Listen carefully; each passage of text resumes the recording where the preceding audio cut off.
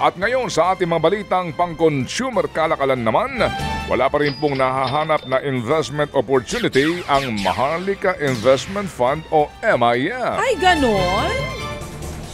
Ano yung pondo Yan na nga po saan? kahit halos isang taon na mula po noong ito'y maisabatas ang naturang pagbuo ng Sovereign Wealth Fund kuno. Sabi po ni Finance Secretary Ralph Recto, may tuturing daw pong pang-startup company ang MIF lalo pat ilang buwan pa lamang itong operational. Sa ngayon daw po'y nakalagak muna po ang paunang salapi ng MIF sa National Treasury. Talaga naman. Ano yan? Bumili sila ng T-bonds? Doon din. Kaya po naman, ang pera pa lamang po sa interest sa mga investment ng Treasury Department ang nagpapatakbo sa kumpanya. Nasa 4.6% daw na interest ang inaasahan pong kikitain mula sa inilagak na pera. Yun nga lang, malaking bahagi pa rin ng pondo ng MIF ang hindi pa rin po nagagamit. Umaasaw naman si Recto na makakahanap na po ng paglalagakan ng pera ang Maharlika Fund bago matapos ang taon. Partikular sa infrastruktura at renewable energy. Alam niyo ho, ang tanong dito, ibinigay ba yung hinihingi nitong sinasabing mamumuno na 2.5 million ang kanyang sweldo kada buwan? Ibinigay ba ang lahat ng gusto nito? Itong mga namumuno dyan at tumatakbo na ho ba ang mga opisina dyan para sweldohan natin ang pagkanalalaki? Gayong wala pa ho palang pinaglalaanan po ang pera dyan, kung hindi, doon pa rin po sa treasury bonds ng pambansang gobyerno. Palpak! At walang masamang magtanong. Nagtatanong lang po. Sumusweldo na po ba kayo dyan? Kahit hindi pa po nagsisimula ang korporasyon? Eto naman mga kapatid, sa oras sa 7:08, sa ibang mga balita, naniniwala naman ang grupo ng mga negosyante na mas makagaganda sa ekonomiya kung babawasan ang mga holidays sa bansa.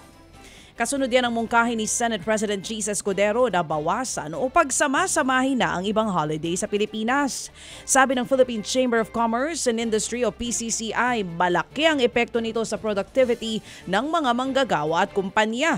Mabigat din daw para sa bulsa ng maliliit na negosyo ang mga incentive tuwing holidays. Natatapakan din daw nito ang appeal ng Pilipinas bilang isang investment destination.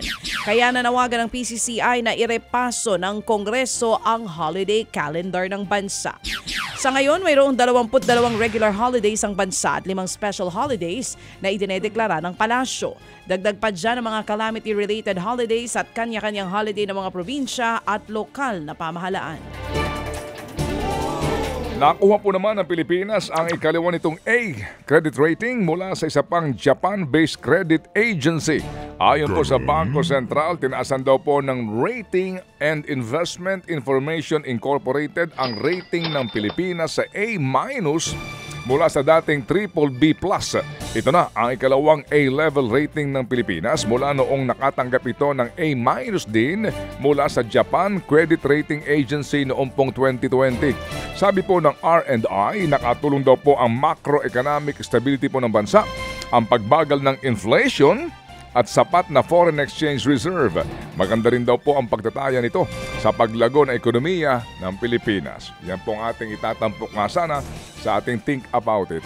Lumalago, gumaganda ang ekonomiya, ramdam nyo ba? Samantala, gagawing prioridad ng gobyerno ang tinatawag na shovel-ready projects para matugunan ang underspending.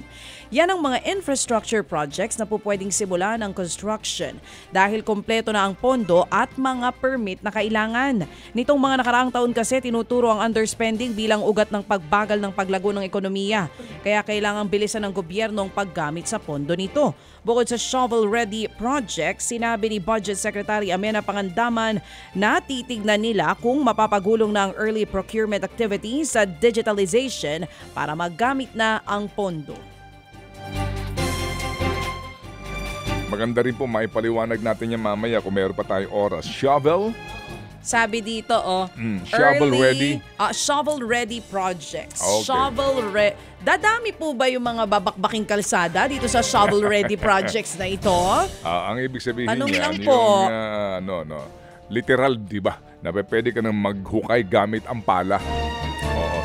Lumakas naman po ang Philippine Stock Exchange Index isang araw bago ang meeting ng Monetary Board ng Bangko Sentral. Ito po umakyat na higit sa 54 points of 0.82% para po magsirado sa 6,700 level kahapon. Paliwanag po ni Luis Limlingan ng Regina Capital, nagkaroon kasi ng bargain hunting ang mga investors bago magpulong ang BSP. Ngayong araw po magpupulong ang Monetary Board para magdesisyon kung tatabasan ba nito ang 6.5% na benchmark rate ng interest. Nakatulong din daw sa stocks ang overnight rally sa Wall Street.